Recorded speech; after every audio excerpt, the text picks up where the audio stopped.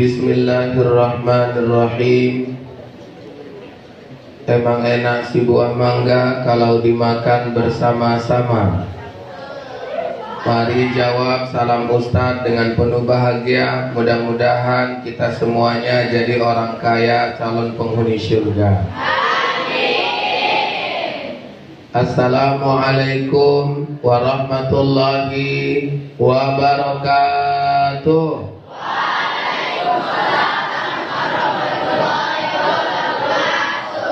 Insyaallah kita jadi orang kaya. Tapi calon penghuni surga. Enak gak tuh?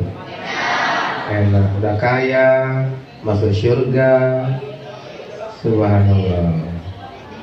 Hamdan wa syukran lillah, salatan wa salaman ala rasulillah wa ala alihi wa ashabihi wa mawala.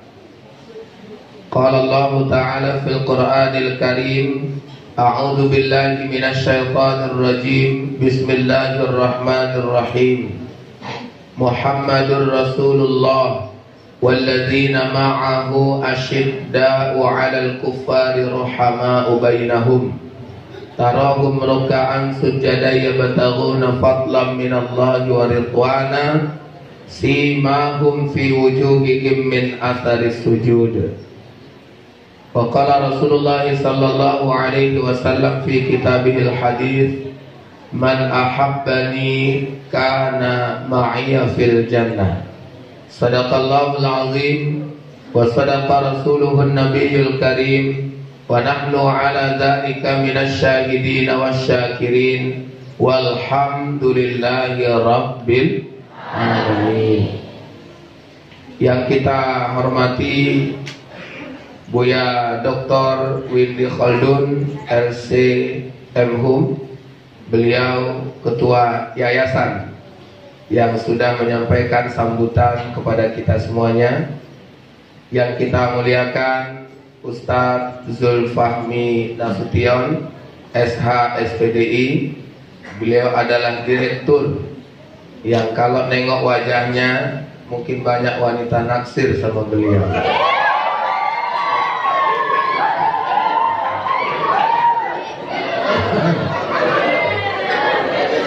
Kemudian Kepala Madrasah Aliyah, Madrasah Sanawiyah, para asatizah yang hadir hari ini, seluruh pengurus yayasan, kemudian yang Ustadz sayangi, anak-anak Ustadz, santri, santriwati, pondok pesantren modern Nurul Hakim, calon-calon orang sukses di masa yang akan datang. Mudah-mudahan kita semuanya selalu dalam rahmat dan lindungan Allah Subhanahu wa Ta'ala. Hari ini adalah hari ke-13 bulan Rabiul Awal tahun 1444 Hijriah. Biasanya kalau kita sudah dengar Rabiul Awal, ingatan kita langsung tertuju pada Maulid Nabi. Apalagi kita orang Indonesia. Orang Indonesia kalau udah yang namanya Maulid, itu sudah mikir gimana ya kita memperingatinya. Dan alhamdulillah hari ini kita memperingatinya. Pak Ustadz, ada yang bilang Maulid itu bid'ah Pak Ustadz. Ya suka hati dia jalan. Ya kita nggak usah bilang-bilang bid'ah ya kan. Ya, ada katanya Maulid itu nggak pernah diajarkan Nabi, nggak ada hadisnya, nggak ada dalilnya. Itu kan versinya dia, versinya kita lain. Dia terjebak dengan istilah atau nomenklatur, tapi kita terjebak dengan isi atau substansi. Kalau yang dilihatnya adalah covernya, istilahnya Maulid, itu nggak ada. Tapi kalau dilihat isinya, semuanya hadisnya jelas. Makanya kita ini ya kalau sebagai seorang santri, santriwati, ya kita sama-sama harus cerdas. Jelaskan juga sama masyarakat bahwa Maulid itu bagus. Dan Maulid ini adalah bahagian dari kearifan lokal Indonesia. Pak Ustadz, nggak ada di Arab Maulid ini Pak Ustadz, nggak ada. Di Arab nggak ada. Yakin kalian kan? Nggak ada. Ya. Nanti kalian ngomong aku gini. Masa nggak yakin orangnya? Ya. Udah nggak ada itu maulid di Arab. Ustadz pernah khusus di tanggal 12 Rabiul Awal umroh. Ya pas 12 Rabiul Awal Ustadz di Masjid Nabawi. Ustadz tengok-tengok lah apa yang dilakukan oleh mereka ini waktu 12 Rabiul Awal. Ternyata nggak ada apa-apa di sana. Jadi temuannya nggak ada Pak Ustadz, nggak ada. Yang sesuatu banget gitu nggak ada. Ya, nggak ada. Kalau kita kan sesuatu banget gitu ya. Kok gitu? Iya karena memang orang tuh nggak ada buat acara maulid gitu nggak ada. Ya. Makanya kalau pakai ukuran orang Arab, kita ukurlah orang Indonesia, ya nggak betul lah. Masa pakai ukuran orang Arab? Orang Arab kok nggak ada acara maulid Pak Ustaz? Karena orang Arab nggak suka buat acara. Awak suka kali buat acara. Orang Indonesia ini sikit-sikit acara. Nanti wisuda buat acara, syukuran wisuda. Ya, nanti anaknya hamil buat acara. Ya, maksudnya punya anak nikah, habis itu anaknya hamil, syukuran. Ya kan? Habis itu yang hamil ya udah 7 bulan, syukuran. Itulah kalau orang Jawa bilang tingkepan. Bahkan di Medan Ustadz pernah diundang ceramah di Tasbih 1. Ustadz bisa ngisi ceramah di rumah saya. Tanggal berapa Pak? Tanggal sekian, jam sekian Pak Ustadz. Oh insya Allah bisa Pak. Acara apa? Alhamdulillah Ustadz, anak saya yang nikah 1 tahun yang lalu sekarang sudah hamil. Oh acara 7 bulan ya Pak ya? Bukan Pak Ustadz, acara 4 bulan kehamilan anak saya. Loh tapi biasanya 7 bulan Pak. Ya suka hati kami lah Pak Ustadz. Tapi Buya Windy, saya dalam hati ini batin saya cocok lah kalau bisa tiap bulan syukuran. Dan kalau bisa aku aja yang diundang. Iya. Orang Indonesia ini sikit-sikit acara. Memang itulah tradisi kita. Makanya kalau kita diukur dengan tradisi orang Arab, ya jauh lah. Arab sama Indonesia itu dari kulturnya beda. Orang Indonesia dengan orang Arab jauh. Makanya kita ini suka-suka buat acara. Udah buat aja lah. Ada ulang tahun buat acara. Pasti ya. Gak apa-apa Ustaz ulang tahun. Gak apa-apa. Yang penting jangan tiup lilin. Udah itu aja. Kenapa? Karena tiup lilin itu ada kajiannya tasabbuh. Dalam hadis Nabi, man tasabbaha biqaumin fahuwa minhum. Barang siapa menyerupai suatu kaum maka termasuk dalam golongan mereka. Maka kalian kalau ulang tahun boleh. Ya. Nyanyinya dirubah dari happy birthday menjadi mabruk alfa mabruk. Dah, itu aja. Kalau nggak ada ulang tahun nanti dulu. Dah. Apalagi nggak ada tiup lilin. Ini anak pesantren tiup lilin pula kan? Oh ini nggak enak kita yang Ustaz ya. Kalau anak pesantren tiup lilin. Ustaz punya anak 4, asal ulang tahun pakai ini kue ulang tahun. Boleh? Boleh, nggak apa-apa, asal jangan ada tiup. Kalau dulu nih masih ini zamannya Ustaz Zulfahmi kecil-kecil dulu. Nah, itu ulang tahun, lilinnya itu nggak pakai lilin sekarang. Kok lilin sekarang itu kan paling banyak cuma 2 kan? Karena lilinnya angka. Umur orang pun paling banyak 2 angka itu. Nah, jarang sampai 3 angka cepet gitu jarang. Ya kan? Nah, umur orang itu rata-rata 2 angka. Sekarang ini kan pakai lilin angka. Kalau dulu lilin itu nggak ada bentuknya angka, ya lilin tegak gitu aja. Jadi disesuaikan sama umurnya. Kalau umurnya 5 tahun, ulang tahun ke-5 lilinnya 5. Ulang tahun ke-10 lilinnya 10. Ulang tahun ke-20 lilinnya 20. Ada nenek-nenek ulang tahun ke-70 lilinnya 70. Cucunya bilang, "Nek, tiup." Datang neneknya nggak tahu diri ditiup juga. 70 lilin nggak mati-mati, malah nenek itu duluan yang mati. Kalau ada nenek-nenek tiup lilin ulang tahun mati, matinya bukan mati syahid, tapi mati offside. Mati offside, mati sebelum bertobat kepada Allah. Ya, nggak apa-apa. Buat acara ulang tahun itu nggak apa-apa. Memang kita suka buat acara lah. Udah, kalau orang Arab nggak suka buat acara. Itulah makanya berlaku kaidah usul fikih. Taghayyurul ahkam bi taghayyuril azman wal amkan. Berubahnya hukum itu bisa dipengaruhi oleh berubahnya waktu dan berubahnya tempat. Lah kita di Indonesia kearifan lokalnya beda. Al-ada al-muhakkamah dalam kaidah usul fikih itu, adat itu bisa menjadi hukum. Karena apa? Karena memang di setiap daerah itu ada kebiasaan-kebiasaan. Coba kita tengok orang Arab. Orang Arab kalau perempuan bekerja itu aib bagi suaminya. Orang Indonesia perempuan bekerja itu marwah bagi suaminya. Sekarang ini naik marwah laki itu karena bininya kerja di Indonesia. Kalau di sana jatuh marwah laki-laki itu. Nah, apa buktinya Pak Ustadz? Loh, saya sendiri kena. Pulang kampung ditanya sama orang kampung, Uji, ya, kau di Medan kerja di mana? Oh, aku dosen di Pancabudi. Oh, mantap kau ya dosen. Istrimu kerja di mana? Istriku ibu rumah tangga. Oh, macam nggak semangat dia. Kawan satu lagi ditanya, Yur kau kerja di mana? Aku di Prudensial. Oh mantap kau Yur. Istrimu? Istriku PNS. Di Pandai kau juga cari bini ya. Giliran istrinya PNS, katanya Pandai cari bini. Jadi aku ibu rumah tangga bini aku, jadi aku nggak pandai cari bini. Tapi ini potret bahwa di Indonesia memang kayak gitu. Jadi istri Ustaz, kenapa kok nggak Ustaz kasih kerja? Memang enggak.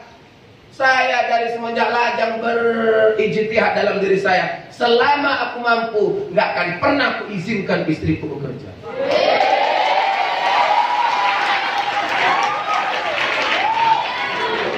Nah, yang jangan nangis, boleh. Cocok? Kalau masih kecil-kecil cocok. Berarti udah dinikahin kan nggak cocok.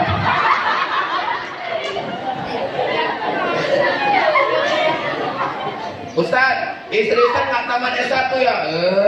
Jangan sepele. Istri Ustaz tuh alumni IAIN, pendidikan matematika.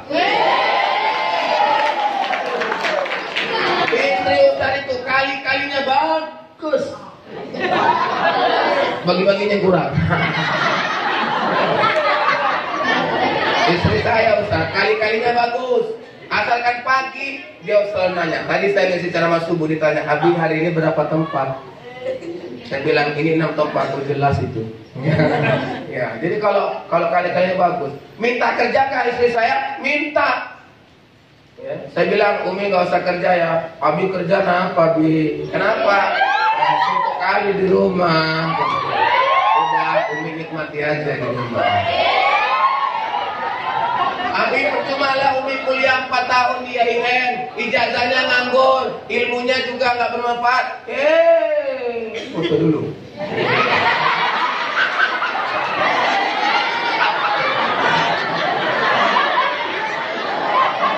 Iya, nanti ini mau dipajang di mading masalahnya. Kok sobat aku gini? Artinya kalau saya sama Ustaz Zulfahmi.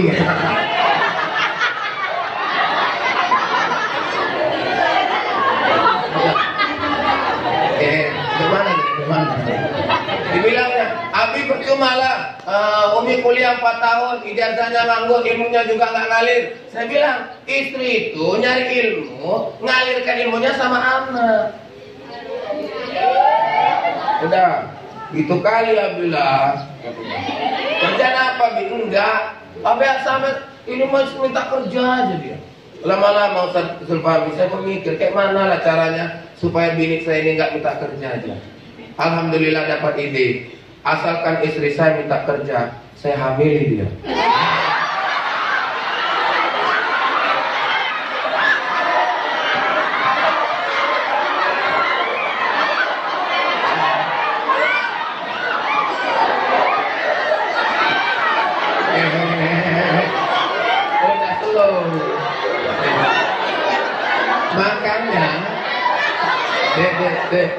Makanya Ustaz nikah tahun 2011, sekarang anak Ustaz udah 4. Asalkan anak Ustaz lahir usia 2 tahun, udah mulai istri Ustaz minta kerja.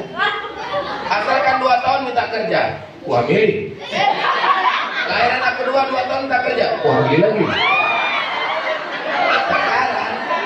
Sekarang anak Ustaz yang nomor 4, usianya 2,5 tahun, tapi istri Ustaz belum minta kerja lagi. Kalau sempat Buya, dia minta kerja lagi jelas.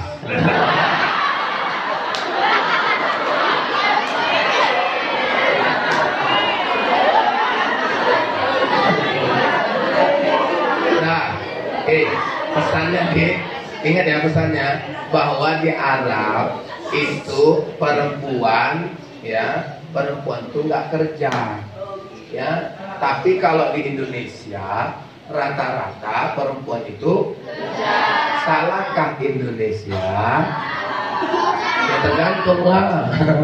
Ya, kalau ukurannya kearifan lokal di Arab salah. Tapi kalau kita di sini tanya lah ustaz-ustaz kita yang di sini ya kan, ulama-ulama ini, apakah boleh wanita berkarir? Nah, itu nanti pertanyaannya. Nah, ini tergantung kepada masing-masing ustaz, masing-masing ulama, ijtihadnya ada. Tapi secara umum wanita berkarir di Indonesia itu boleh. Tapi itu aja. Apalagi yang beda Pak Ustaz? Ya. Ada lagi, ada. Kalau di sana, maaf ya Bu ya. Kalau di sana laki-laki poligami itu marwah. Kalau di Indonesia poligami dianggap aib. Makanya ustaz-ustaz yang mau poligami jangan di Indonesia lah Ustaz. Tidak aja ke Arab dulu. Berat kalau di sini. Nah, jadi di sini apa Pak Ustaz tugas kita? Laki-laki kalau mau poligami payah. Makanya laki-laki di Indonesia cukuplah sering-sering cerita poligami. Coba kalau udah mau poli ustaz-ustaz ini lewat cewek, satu. Apa? Untuk kodam 2. Iya, kan Ustaz. Nah, iya jangan Ustaz bilang tadi aja Ustaz. Ya, kenapa? Karena memang rata-rata juga kayak gitu. Saya di kampus, ya, dosen-dosen datang, dibilang pada kan siap, nah, dulu kita apa ini acak-acakan. Asal lewat mahasiswa yang lumayan, apa katanya? Cocok pada kan? Apa bisa itu katanya? Ada ceritanya sih itu aja wajar. Karena apa? Karena ketidakmampuan kita untuk poligami. Makanya cakap aja kerjaan. Jadi Bu, ustazah kalau suami ustazah lihat asli cerita poligami aja, ustazah gak usah khawatir, pasti itu suami ustazah tidak akan poligami. Tapi kalau ada suami ustazah kawannya asli cerita poligami, dia itu udah 3 bininya ustazah. Hati-hati, udah 3 itu. Dalam artinya apa? Kalian banyak cakap. Aku udah 3. Makanya sama yang diem-diem itu ngeri awalnya kan, ngeri. Nah, ukuran kekayaan di sana apa mobil? Enggak. Apa harta yang banyak? Enggak. Asalkan kita di sana, kalau ini pedagang Arab tuh mau belanja, musuh-musuh awal, megang-megang awal, nanya kam zaujuka. Berapa istrimu? Wahid. Langsung bilangnya anta miskin. Coba kita tes nanya dulu sama Ustaz Zulfahmi ya.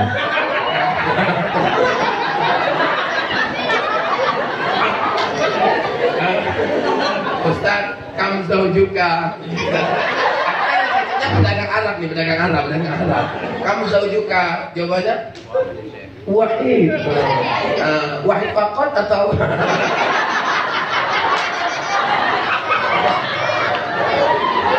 wahid? Kalau Ustaz jawab wahid, langsung Ustaz bilang anta miskin. Ya, tapi memang gitulah ya. Awak ini cerdas-cerdas selama memahami kearifan lokal. Kita aja di Indonesia ini yang sukunya beda-beda, bisa lain-lain kok kebiasaannya. Ada yang nikah orang Mandailing pakai makobar. Ya, saya dapat istri orang Mandailing. Ya, makobar. Yang pakai apa itu kan? Bolang yang apa? Tapi bolang loh. Bangsa, salah sendiri misalkan, isi kulubis. Yang ini topinya gini. Bulang. Itu Bu, kalau saya memang saya rasa loh waktu di pelaminan pas pakai itu mau gini. Makanya aku tengok di dokumentasi nikah tuh, kepala aku kok tengok karena berat itu kan. Udah, habis itu turunlah kami dari pelaminan, itulah keluarga ngumpulkan kan. Wah, itulah duduk awal di situ. Semua yang ada di ruangan itu bercakap. Ada 30 orang bercakap. Saya cerna-cerna, pesannya sama semuanya. Baik-baik kalian yang satu kalian baik-baik. Cuman beda intonasi aja. Dalam hati awak orang Jawa, ya apa dalam hati orang Jawa? Maunya mewakili aja nampak satu orang. Ini 30 orang bercakap semuanya. Enggak efektif dan efisien. Udah, tapi jangan mengukur adat Mandailing dengan adat Jawa. Nggak boleh, karena orang Jawa dengan Mandailing punya adat yang berbeda. Ya sama, orang Mandailing nengok kami, itu tengok orang Jawa. Kenapa rupanya? Masa nikah pecah telur. Kayaklah telur dipecah digoreng. Itu orang Jawa mubazir. Jangan begitu, nanti payah kita berantem kerjaan. Masuk Melayu, sedikit-sedikit pantun. Pintu 1 pantun. Pintu 2 pantun, pintu 3 pantun. Yang stres apa? Yang bawa balik. Ya, saya pernah pengalaman bawa balik dari mulai gini, percaya diri bawa balik kan. Rupanya masuk pintu 1, 10 menit turun ke bawah. Masuk pintu 2, 10 menit lagi makin turun. Lama-lama ganjal ke perut. Nah, karena nih Melayu ini gila pantun, tapi orang Melayu keindahan adat istiadatnya itu terletak pada pantun. Makanya jangan mengukur kebiasaan kita ini, mengukur kebiasaan orang dengan kebiasaan kita. Itu namanya tidak proporsional. Nah, itu dia. Oke? Ini maulid. Pautan substansi dari maulid ini apa? Menunjukkan rasa cinta kita kepada Nabi. Orang menunjukkan rasa cinta kan lain-lain, ekspresinya beda-beda. Ya biarkanlah orang berekspresi untuk menunjukkan rasa cinta. Ada seorang suami cinta dengan istrinya, begitu istrinya ulang tahun, disiapkan tempat-tempat yang romantis. Yang ada lope-lopenya itu. Padahal tempatnya aja romantis, makanannya cuma goreng pisang. Tapi dia tahu istrinya suka yang romantis, ya kan? Ya, bagus. Itu pasangan suami istri yang keren kalau kayak gitu, romantis. Jangan awal jadi suami istri yang si tegang aja, mukanya tegang kali. Nengok bininya, tapi jadi istri Ustaz Zulfami kayaknya bahagia. Kenapa? Karena Ustaz Zulfami ini senyum aja udah sejuk hati bininya. Tapi nggak tahu kalau senyumnya bersifat sektoral, hanya di pesantren aja senyum, di rumah udah nggak. Ya. Tapi kalau romantisan, keren. Ibu-ibu juga, ustazah, jangan awal monoton sama ini. Yang bilang, Ustaz aku nyanyi boleh nggak? Boleh nyanyi. Kayak India itu kan enak kan, lagi sedih nyanyi, lagi bahagia nyanyi, lagi pakai mana-mana nyanyi. Pokoknya orang tersebut nyanyi lah. Kita boleh Pak Ustaz? Ya boleh, asalkan nyanyinya jelas. Jelas lah nyanyinya. Nyanyi romantis silakan. Saya sudah sering bilang sama ibu di pemerintahan, Bu, kalau suami bu pulang sambut. Suami kan pulang, tok, assalamualaikum. Waalaikumsalam. Abang ya bang? Iya dik. Bentar ya bang, adik bukain pintunya. Bukain pintunya terket. Bang. Kalian jangan sepele. Gara-gara bini bukakan pintu, senyum, hilang capek suami. Kalian kan nggak ngerasain. Ngerasain dengan kami.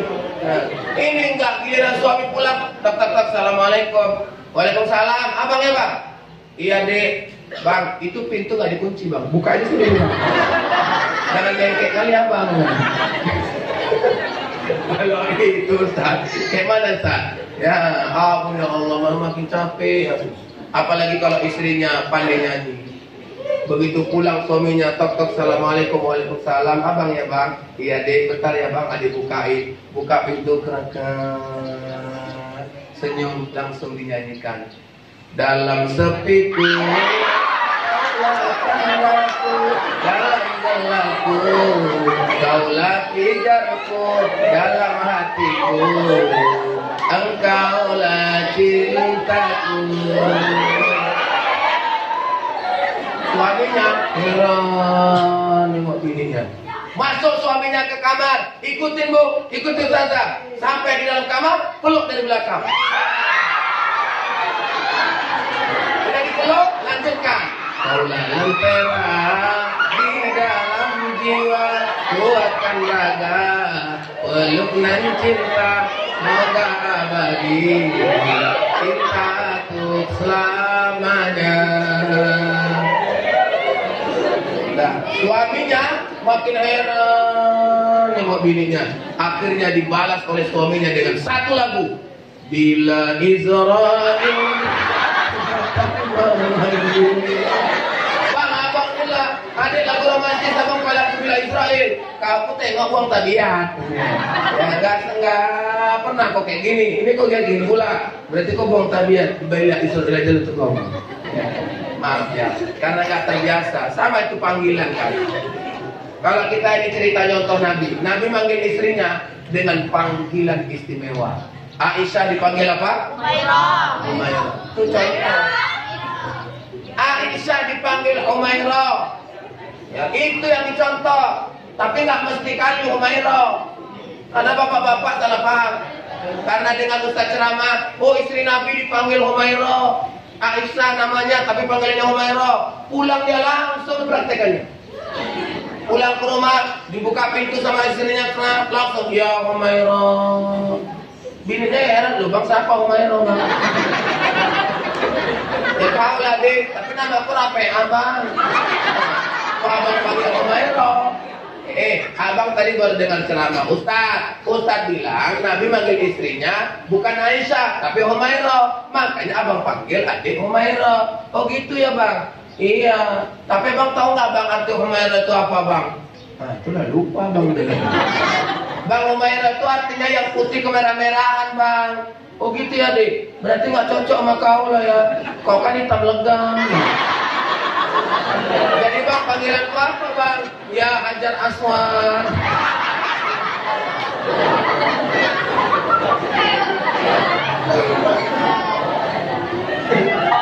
Habis itu langsung ditutup balik begitu. Ya kan udah keluar aja tinggal makan. Jadi baik-baik dalam masa Allah. Ya. Kita mengekspresikan rasa cinta ini hak kita masing-masing. Ya, perkara teknisnya itu kita yang atur. Tapi kalau substansi dalam ajarannya, jangan ada yang melanggar syariat. Dan itu aja. Nah, baru kemudian kalau kita cinta dengan Nabi, apa manfaatnya Pak Ustaz? Loh kan hadisnya tadi jelas. Man ahabbani kana ma'iya fil jannah. Siapa yang mencintaiku, maka nanti dia akan bersamaku di dalam surga. Awas sih, masuk surga aja udah seneng banget. Apalagi masuk surga, di dalam surga ada Nabi Sallallahu Alaihi Wasallam. Itulah yang kita harapkan. Udah jelas kan? Nunjukannya terserah kita kayak mana cara kita menunjukkan rasa cinta. Ada yang sering bersolawat, cocok? Kalian kalau di pesantren ini daripada nyanyi enggak bagus solawat. Sekarang pilihan solawat kan udah banyak kan. Ya lagu-lagu solawat tuh enak, bisa disesuaikan dengan suasana hati kita. Kalau suasana lagi bahagia lain lagu solawatnya. Kalau suasana lagi sedih-sedih sedikit lain. Kalau lagi sedih kayak mana Pak Ustaz? Nadanya cari yang nada-nada sendu. Sallallahu ala Muhammad. Ayo. Sallallahu alaihi wasallam. Sallallahu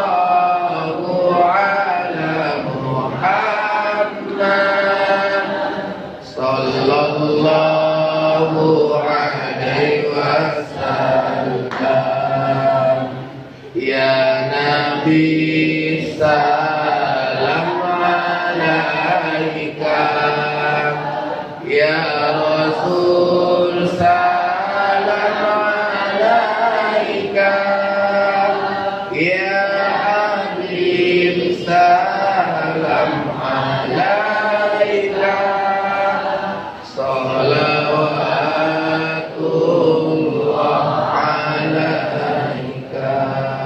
Tuh, nadanya sendu kan? Kok orang lagi misalnya banyak masalah, kiriman belum datang. Sallallahu ala Muhammad. Oh kenapa? Kiriman belum datang. Sallallahu. Itu suasana. Tapi kalau lagi bahagia, lain. Agak nadanya agak bagus. Allahumma salli ala Sayyidina Muhammadin tibbil qulubi wa dawaiha wa afiyatil abdani wa shifaiha wa nuril absari wa diyaiha wa ala wasahbihi wasallim. Nah, itu disesuaikan. Enak lu sekarang nyanyi sholawat udah banyak. Cuman Ustaz yang nggak setuju kalau sholawat itu dibuat lagunya DJ. Nah, cuma kan ada kan di medsos itu ya kan Bu ya kan. Nah, di medsos itu ya ada lagunya DJ. Ya musiknya musik DJ gitu ya. Tapi isinya sholawat. Nah, itu kurang pas karena menurunkan marwah sholawat. Nah, mencintai Nabi, rajin bersolawat kepada Nabi. Yang kedua, bila Rasulullah adalah teladan dan idolaku. Kalau idolaku berarti diikuti. Kalau teladan berarti ditiru. Cocok? Nah, apa yang bisa kita tiru dari Nabi? Kalau penjabaran dalam kitab-kitab Sirah Nabawiyah itu terlalu ini, ya kemudian kitab-kitab yang menjelaskan tentang Rasulullah itu sangat banyak. Tapi Ustaz hanya merangkum dalam satu ayat Allah. Quran surah Al-Fat ayat 29. Bismillahirrahmanirrahim. Muhammadur Rasulullah walladzina ma'ahu asyidda'u 'alal kuffari rahama'u bainahum tarahum ruk'an sujjadan yabtaghuna fadlan minallahi wa ridwana simahum fi wujuhihim min atharis sujud. Kalau kita buka dalam ayat ini, paling tidak adik-adik semuanya bisa mengikut Nabi dengan 4 aktivitas. Ya, karena Allah berfirman, Muhammadur Rasulullah, Muhammad adalah utusan Allah, walladzina ma'ah, dan orang-orang yang mengikutinya. Siapa mengikutinya? Kita, umat Nabi Muhammad. Bagaimana kita mengikutinya? Pertama, asyidda 'alal kuffar, bersikap keras terhadap bentuk kekafiran. Ingat ya adik-adik, tidak bersikap keras terhadap orang kafir, tapi bersikap keras terhadap bentuk kekafiran. Yang dikerasin bukan orangnya, tapi yang dikerasin adalah perbuatannya. Jadi Pak Ustadz, berarti kita bersikap keras terhadap bentuk kekafiran. Iya, apa bentuk kekafiran itu? Kalau saya membaca dalam tafsir Al-Misbah yang dikarang oleh Muhammad Quraisy Shihab, salah satu level tertinggi dari kekafiran itu adalah asyirku billah, menyekutukan Allah. Menyekutukan Allah itu level kekafiran, bentuk kekafiran yang paling tinggi. Makanya kita ini hidup di zaman yang modern, ya, kemudian di era yang milenial, nggak ada lagi yang namanya syirik-syirik, itu nggak ada. Adik-adik ini yang cewek, kayak mana ya, biar aku cepet dapat jodoh, udah jangan stres sekali. Ya, tetap aja itu. Pak Ustaz, mukaku nggak kayak kawanku itu cantik kali lu Pak Ustaz. Mukaku biasa-biasa aja. Kayak mana biar aku cepat dapat jodoh? Slow. Karena yang cantik sama yang jelek belum tentu duluan yang cantik laku. Ya, cocok? Yang banyakan laku duluan itu yang cantik apa yang jelek? Ya Allah. Partai jelek lagi bersuara. Memang kalau dilihat, memang betul itu. Yang banyak laku duluan tuh yang jelek-jelek, yang cantik-cantik itu lama lakunya. Contohnya dulu siapa? Syahrini. Syahrini udah tiap muncul di TV asal mengiklankan maju cantik, mundur cantik, maju mundur cantik. Udah, tapi dia lakunya lama. Ini baru-baru aja jadi laku, ya kan? Itulah, makanya jangan sok cantik. Lagian kalau orang cantik ini kenapa kok lama lakunya? Bertingkah. Dan banyak kali syaratnya. Asalnya mau lamar, Dek, ya bang, abang mau lamar adik. Betul bang? Betul Dek. Serius abang? Serius Dek. Abang kemarin naik apa? Itulah Dek, naik kap 70 tuh Dek. Adalah bang, cabut aja lah bang, gak level sama aku bang. Tapi kalau yang jelek dilamar, Dek, ya bang, adik, abang mau ngelamar adik. Betul bang? Betul Dek. Serius abang? Serius Dek. Betul kan bang? Betul. Ya udahlah bang, aku terima. Makanya kalian kalau mau ngelamar cepat diterima. Jangan yang cantik-cantik kalian lamar ya. Yang jelek-jelek aja. Kenapa kok gitu Pak Ustaz? Karena yang jelek dalam hatinya batin. Untung aja dia mau ngelamar aku. Iya. Kenapa gitu? Kita harus paham bahwa yang ganteng belum tentu kalian dapat jodoh yang cantik. Ingat kalian.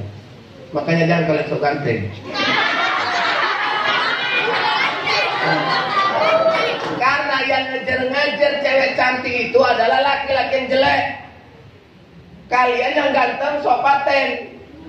Seluruh.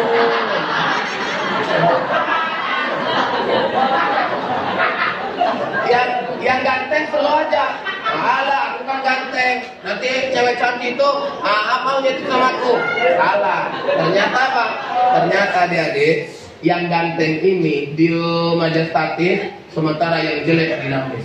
Yang jelek-jelek ini kan mikir dia, berkaca dia. Ku tengok mukaku ya Allah jelek. Kalau biniku hancur juga kayak mana lah aku ya Allah. Dan akhirnya dia bekerja keras untuk mencari istri yang cantik. Makanya kalau ada berputus suami istri, nanti bapak mama kalian suruh putus, tengok rata-rata itu. Mana pasangannya? Rata-rata kalau nggak bininya yang cantik, suaminya yang jelek, atau sebaliknya suami ganteng, bininya jelek. Karena Allah adil. Makanya aku kalau ditanya, Ustaz ganteng? Enggak, aku nggak mau dibilang ganteng. Karena nanti aku khilaf dapat yang jelek. Maka kalau aku ditanya, Ustaz ganteng? Enggak. Supaya saya berikhtiar mendapatkan istri yang alhamdulillah dapet. Udah, habis itu saya tanya sama istri saya, Umi, ya Abi ganteng Mi? Enggak. Sakit kali hatiku betul. Siapa lagi yang bilang aku ganteng kalau bukan istriku? Tapi kemudian istri Ustadz bilang apa? Abi memang gak ganteng, tapi Abi manis. Jangan ini kalian. Coba ya, ini dari yang cewek jujur ya, jujur. Jangan ada dusta di antara kita. Setuju? Setuju? Coba sebutkan sama Ustadz, pilih yang mana? Yang ganteng apa yang manis? Bener kalian ya? Yang manis. Jadi kalian jangan sok ganteng. Ya, yang manis. Iya, kalau yang ganteng, tengok sekali, wih gantengnya. Tengok 2 kali, 5 kali tengok dia. Tapi kalau yang manis, tengok sekali, wih manisnya. Tengok lagi, ya Allah makin manis.